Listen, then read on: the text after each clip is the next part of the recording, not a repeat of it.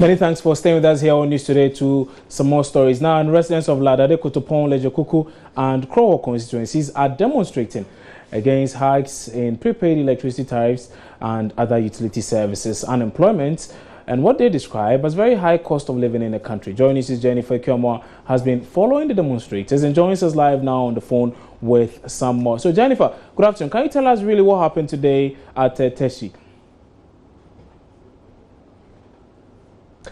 Jennifer, if you can hear me, I'm asking what happened today at Teshie? Okay, so I believe Jennifer cannot hear me. We can move on and do some other stories now. And President Mahama's decision to accept a car gift from a Burkinabe contractor has moved from a journalistic expose to a national probe as the Commission on Human Rights and Administrative Justice is petitioned on the matter. The CPP's youth wing filed a petition yesterday asking Shraj to investigate President Mahama for accepting the gifts, an act they say contravenes the 1992 Constitution. Now, the move escalates a raging controversy surrounding the presidency after a Joy News investigation by Manasseh Azuri Awone revealed President John Dramani Mahama in 2012 thanked a Burkinabe contractor, Jibril Kanazoy, for the gifts after he had won contracts. Fafa Koshivi speaks for the CPP youth, and he is joining me now in studio with some more on this very incident. Right, so Fafa, maybe you could tell us more about this petition of yours. When was it filed? The petition was filed yesterday at the Shraj office. And to what end? What really are you looking at? You'll get to know that after the piece by Manasseh, Ghana's image is trending negatively, and also considering the moral decadence of the youth these days. This issue about bribery, corruption, and things, so it's not auguring well for the youth. So that's why the CPP youth took it upon themselves that issues now about corruption, it shouldn't be treated well. Just like that, it must be addressed to the appropriate quarters so that findings and things can come out. Then we make sure we get to the root of most of the issues, so that that can also tone down the rate at which corruption is rising. Okay. And most especially how sensitive it is to the image of Ghana, because it's about the presidency, the first gentleman of the state. Now, you are saying this act by the president to thank someone for giving him a gift contravenes the Constitution. I mean, which particular part of the Constitution does it breach?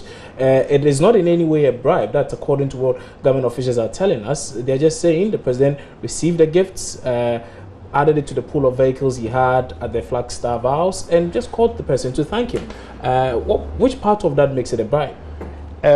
If we want to go there as to whether it's a bribe, because our petition so far, we want a neutral body, the appropriate authorities to address the issue. The CPP youth are not saying it is a bribe. We are not mandated to determine whether it's a bribe or not a bribe. And that's why is that even what Manasseh, you want Shraj to do? Yes, we raised 3 major points. Okay. That's one, the negative trend at which is going, it won't augur well for the state. So Shraj should step in quickly and then try to air what actually is the verdict after all the point stated by the investigator. Okay. And 2 also is that the code of conduct for public officers. We realize that the president also launched the code of conduct for the ministers. They shouldn't accept gifts to a certain amount and things. So, but if you want to value the car and all those things, which we don't want to conclude as to whether it's a bribe or something. And also, since we were combing the Constitution, we realized that the state, the Constitution, the Parliament actually enacted law to normalize some of those things, and that appropriate body was Shraj. So quickly, we had to write to Shraj so that they step in and then clear the image of Ghana. So essentially, you need a Shraj to establish whether or not what the president took in the first instance was a bribe or not. Yes. What more do you want Shraj to do? And precisely, that information is key. Okay. So then it can lead us as to what... Okay. So depending on the outcome of that information, what more do you plan on doing?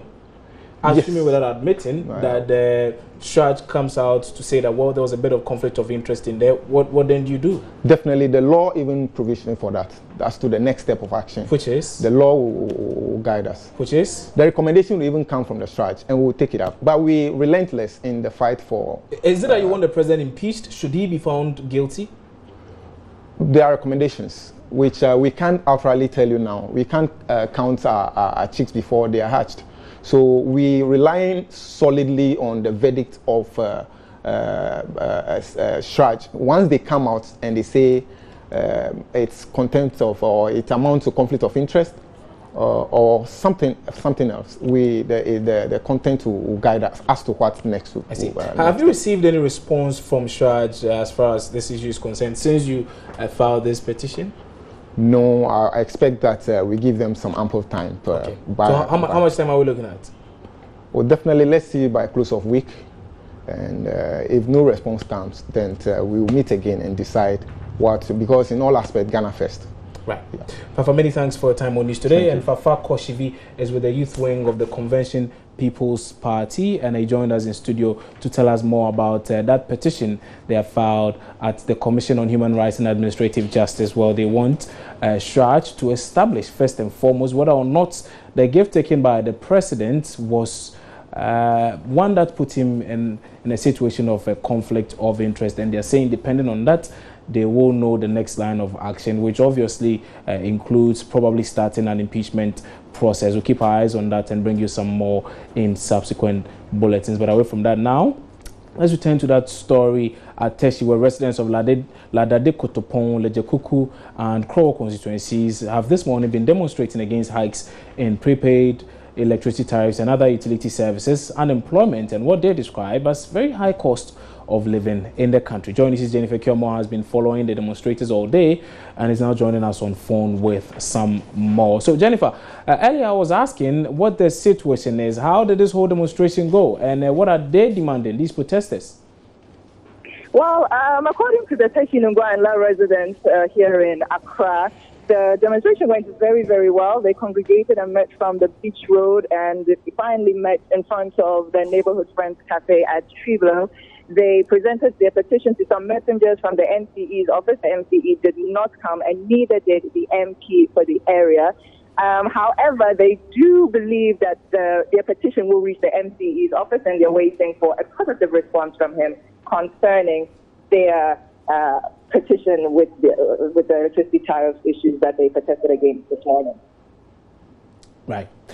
Okay. Jennifer, many thanks for that update. And that was Jennifer Kyomo, our correspondent, who has been following up on that protest or demonstration by some residents of Teshie from residents of Lejekuku, Krowo and adjoining communities. And they've been demonstrating earlier today at Teshie here in the capital, Accra. But away from that now, still staying with some issues relating to communities, and some residents of Botiano are in battle with Kingdom Group Ghana Limited, a private estate developer, over a parcel of land.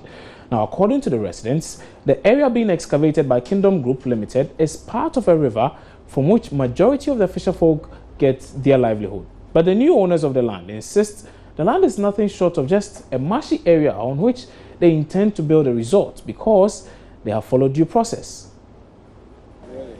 This is the Sakumo River, and I've been told it has been sold to the King's University. Their main aim is to build a hotel. So they brought an excavator to pull out the weed from the river, fill it with sand and gravel so they can build. The people in this community are not so happy about this because this is a flood-prone area. Those that cannot go to the sea like to fish here. And anytime the dam is spilled of excess water, the whole place gets flooded. They are not so happy about it. And I want to find out, why would somebody or anybody at all want to build a hotel in a flood-prone area? I'll be speaking to some community members to find out more. We have a stream that flows from the top, that we call it solo flow to it. So always there's water here.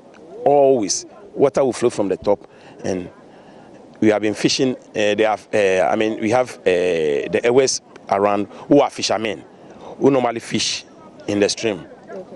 But looking at it, he started pulling the weeds from the river. Don't you think it's a good thing, or? No, it's not a good thing. It's pulling the weed. After that, it will cover it with sand. It's reclaiming the land. And after reclaiming it, it's coming to put a hotel. It's coming to put a permanent building on it. So when it rains, it's going to affect those who stay around. All the river, all the water that flows from the top. As you can see, the hill from the top descend to this river That's where it settles. So the moment you put up this building over here, this water will move. So where will it go? Then it will go to the Aigbe town, where the Aigbe people have settled. And it's going to call, already when it's raining, it floods over there. We tried to stop him. That was last week, Saturday. And he put a stop to it. The next day, he went and brought dozer. First, it was using the excavator. He went and brought dozer. So some of my elders also went in and they stopped him. And still, the excavator is still here. While speaking to this resident, workers of the company were alerted of our presence at the site. But the residents were angered at their presence, which led to misunderstanding and exchange of words. Vincent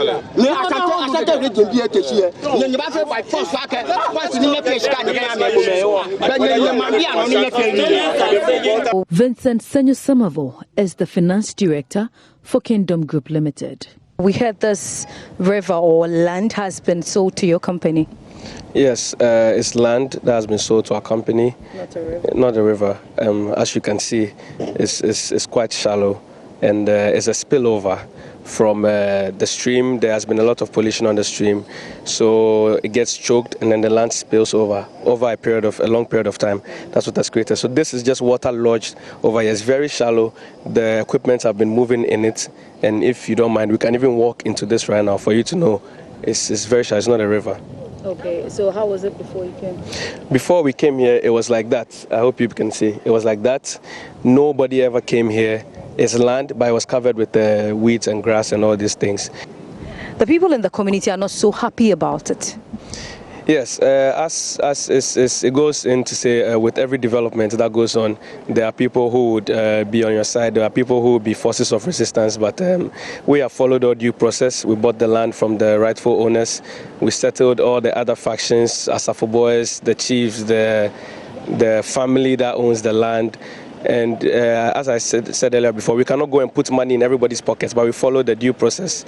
And obviously there will be resistance, but I don't think there should be any resistance. I think if they rather welcome this project, it will benefit them in many ways that they have no idea about. Okay. So the fisher folks over there are saying that your presence here is really going to disturb them. We are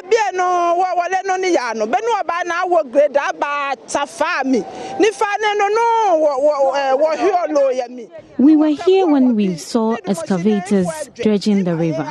I have 4 children and I am a widow. This is where I get my daily bread. What will I do if they sell the river? We have children. This is where we get our daily bread. Whoever sold it should return the money.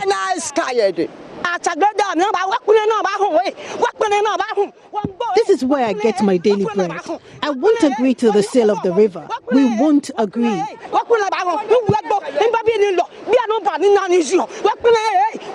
Well, what happened to them at Bojo Beach? I would just like to, I don't have the details of that, but I can say in a nutshell, it goes to say, with land in Accra, they sell the land and then they want the land. They sold the land to Bojo Beach. Now they are saying their people cannot go there and whatnot. I mean, that's between them and Bojo Beach. But I believe Bojo Beach paid in full for the land. That's why now they cannot go there. Yeah. That shouldn't be an issue. We have also bought this land. We have fulfilled all our duties in owning this land. But even to go a step further, we have designs in our plan to build a fish market for the community over here. Close to the hotel? Right here. We are going to build a fish market over here, complete one with freezers, stores and everything as a gift from us to the community as part of our social responsibility so that they can fish in a more hygienic way to reduce the amount of litter and the bad smells and everything over here to make this place a very conducive, a beautiful environment. And that is a gift that we are giving to the community apart from all the monies that we've already paid to acquire the land. We are not obliged to do that, but we are doing that just to show them that, look, we are good tenants. We want to be here, operate with you in harmony. This is not wrong. It's a metropolitan area. Let's now return to that earlier story at the court where civil society group Road Safety Ghana has dragged government to court to demand the removal of the brands on the side glasses of the Metromass buses. Road Safety Ghana argues that the brands on the glasses or windscreens of the buses contravenes the Road Safety Regulation Law LI 2180. Joining his court correspondent Raymond Akwa joins us over the phone lines now with some more on this. Raymond, take us through what happened in court today. So we have lost Raymond once more. We can move on and do some other stories now. And some staff of the Koforidua Training Center have locked out the principal of the center for what they describe as rude behavior towards staff members and engaging in acts of corruption. The aggrieved staff have given government a 2-week ultimatum to terminate his appointment or face their wrath. Join Mrs. Kofi has more. The staff there are complaining. They have raised about 10 points against their director, who is in the person of Ernest Obeng. According to them, they accuse him of, corruption, misappropriation of funds, and also taking unilateral decisions, especially when it comes to the welfare of the staff. For instance, they said that he's, actually sacked some members of staff without the consent of the management. He took that decision himself. So these and other things are some of the accusations that they've been leveling against the man. So they've written a petition and copied the Minister of Roads and Transport, the Eastern Regional Minister, the Chief of Staff, and the Presidency. So that is what they are saying. What are they demanding in this petition of theirs? Well, like you said, they are asking the authorities concerned to actually terminate the appointment of their director. And they've given a 2-week ultimatum. And they say that if they are not able to, heed to their call, then they are going to ensure that they prevent their director from coming to work. Let's speak of this director. What has been his response to these many accusations leveled against him? Well, I've tried very well to reach him, but it's been fruitless. So we can try one last time to see whether or not we can get our court correspondent Raymond Akwa to tell us more about that suit filed by a non-profit group over the branding of some Metro Mass buses in the country. Raymond, can you tell us really what went on in court today? So the case was called and the details of that particular case was read out in court. The crux of what they are demanding is that the kind branding of the Metro Mass bus, the very controversial branding, is actually not in tandem with the Road Traffic Regulations Act, that is LI 2180. Specifically, Section 56 and 58 clearly stipulates that you cannot tint the cars and cover the glasses and windscreen, which makes visibility very poor for those within the car and those outside the car. It is not good for security and also for the safety of those within the car. So what they are insisting is that these brands should be removed. In the alternative, there can be brands that are of a lighter visibility impact put on these cars. The court heard their case. In fact, the defendants, being the Attorney General, the Metro Mass Transit, and the Transport Ministry, are yet to file their responses. So the court gave them some ample time to the 12th of July to file their responses for the case to proceed officially. Right. Raymond, many thanks for that update. That was Raymond Akwa with details from what transpired in court earlier today. But away from that now, and the Osu Traditional Council is accusing government of hiding behind some chiefs in Accra to illegally grab their lands. It follows complaints by the Achimota School and other institutions that some powerful persons in governments have been claiming their lands.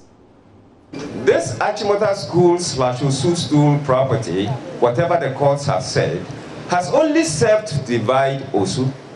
It is rather strange and pathetic for the Mankralo of Osu, Ni Akonote IV, to disown Ni Note Uwo III, the legitimate and still the substantive Osumanche, as having been distilled without any evidence or proof of any ceremony for distillment, and yet proceeded out of his own selfish interest and greed to wrongfully appoint his own Osumanche with the shameless support of some unscrupulous state officials. Meanwhile, the Mankralo is even not part or a member of the kingmakers of Osu. We are, however, not pleased because it is Osu's two lands and properties that are being toyed with. However, it is not for Mankralo or Kinka Dowona, an indigene of Fase, based in the Gamashi, to spearhead such fundamental business for Osu.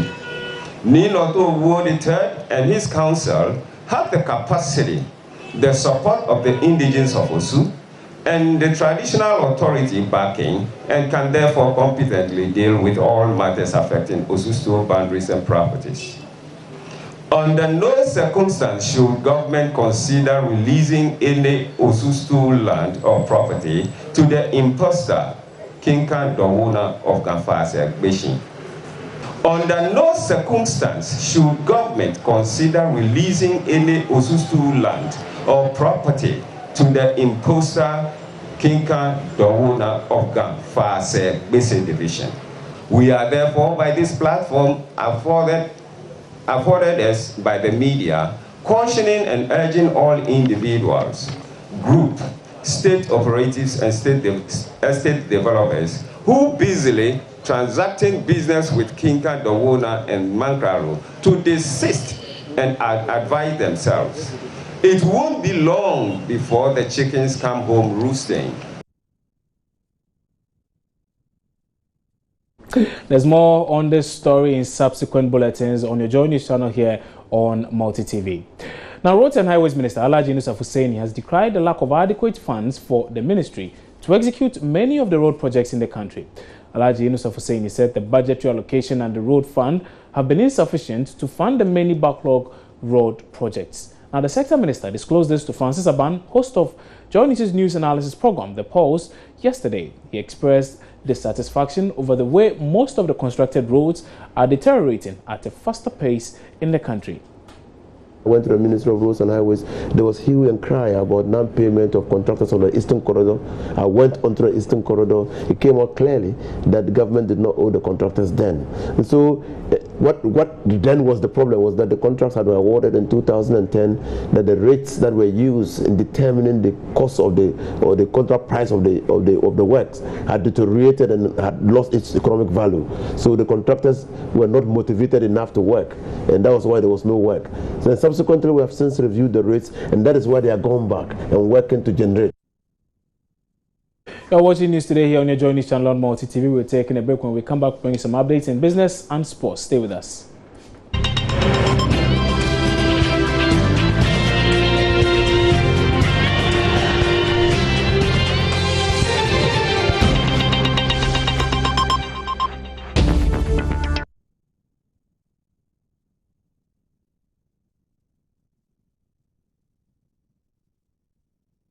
And now time for some business. And banking guru Ernest Maoli Agbeshi is the new managing director of the largest state-owned bank, GCB Bank Limited.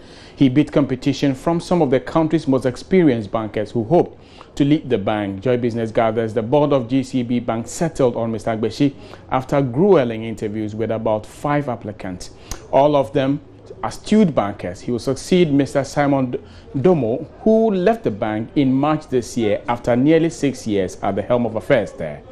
As the current MD of the state-owned National Investment Bank, NIB, Mr. Agbeshi is credited with turning around the fortunes of NIB, which was on a downward spiral, marking the bank profitable entity now. He's expected to bring his considerable experience, passionate advocacy, and business acumen to bear on GCB Bank. Reports say Ernest Maoli Agbechi's entire working life has been in the banking and finance area. In a related development, his deputy at the NIB, John Asamoah, is expected to be elevated to the position of substantive MD of the bank.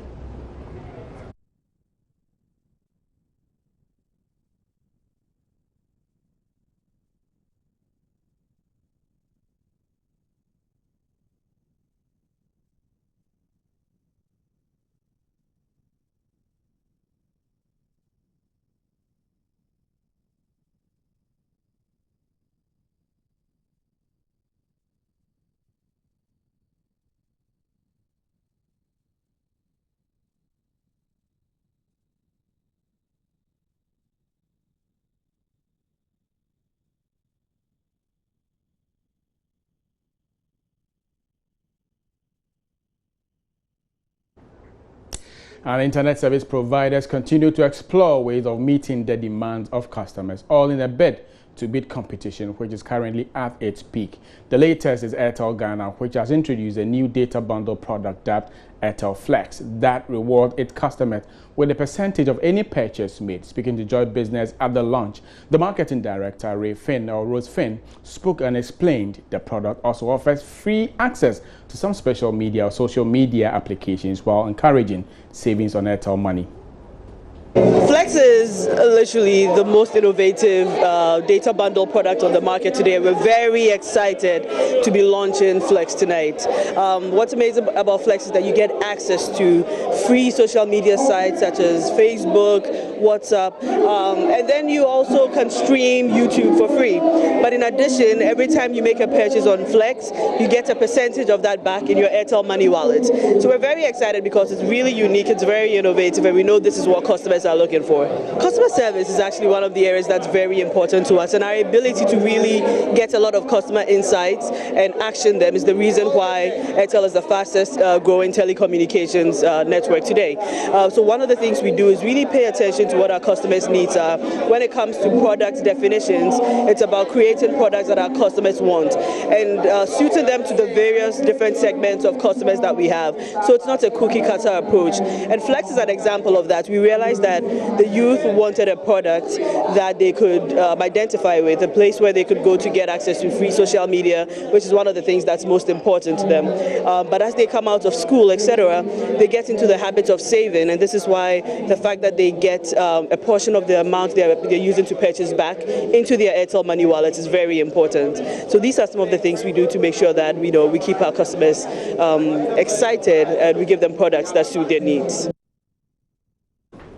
So that will be it for Business Midday, but we have a lot more business stories for you at 1 on the marketplace. My name is John Kojo Amoko. Coming up next is your sports.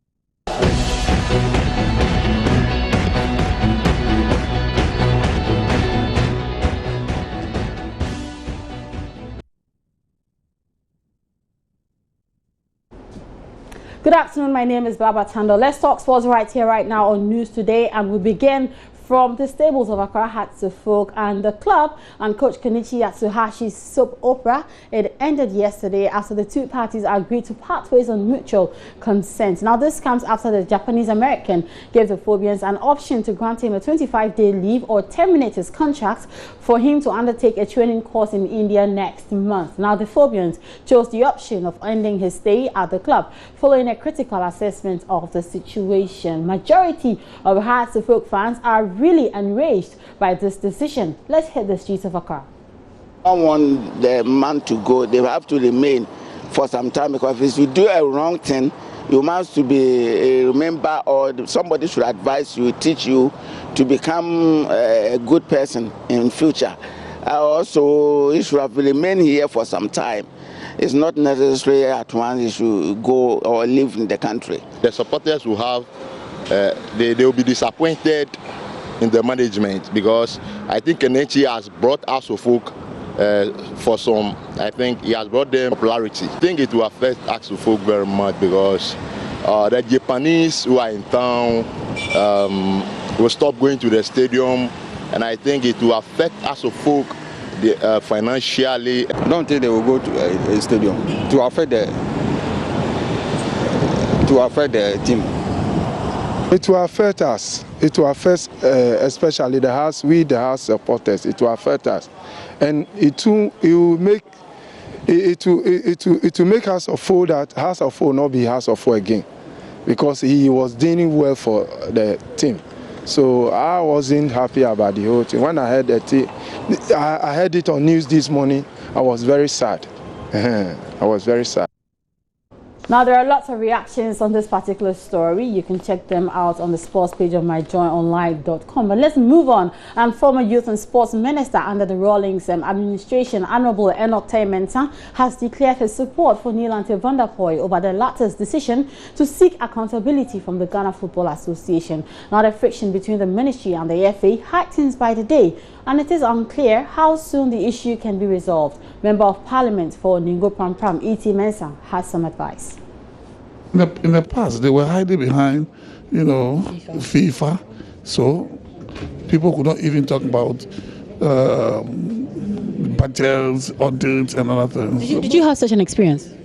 They started it, but I settled it. How did you settle it? Fortunately for me, I had experience, organized Football Association, and we worked together. We will sit in the conference room, Jojo, and arrive at conclusions and move on. And that is what it should be. But when the Football Association believes that they are autonomous, so they don't want to respect what happens as far as football administration is concerned at the ministry, then we have a problem. Because when you check the history of all the associations, I did that and I understood what it was. There were times where the need arose, I contacted FIFA leadership about things that we're going to do. And so we didn't have a problem. Now, where we sit now, this should not be happening. The top of FIFA has been blown. They have been blown. I mean, when Yoko decided to go into the finances for Brazil, the World Cup in Brazil, look at what happened. They went and hit under this issue of autonomy. It's not about autonomous. The blasters that they control is owned by the state. So the representative of the state has a say in what happens. You cannot be just throwing money out there without accountability. When you talk about accountability, it becomes an issue. I think that I support the minister fully for what he's doing. He must press on. Whatever interventions he makes, I call them strategic intervention. No interference. That is interference. He's not interfering in anything. He is a minister for youth and sports, not for any other ministry. So when issues about the ministry, soccer, and all other games which comes under the ministry is being discussed, he has a say in it. Now you can check us out on Twitter, where they are Joy Sports GH. On Facebook, our handle is Joy Sports. I'm also on Twitter at Baba Tando. That's my personal handle, and that happens to be my name. Alternatively, you can log on to myjoyonline.com/sports for more headlines. That's your sports for now. Good afternoon.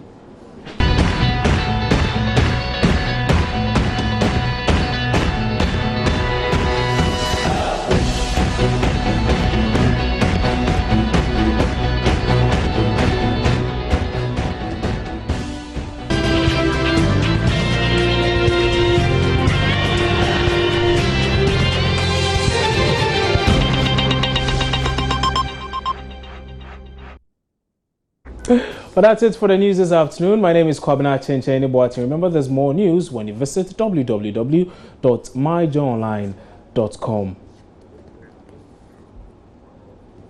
The Marketplace comes up next with John Kujoma Kumini. Thanks for your company.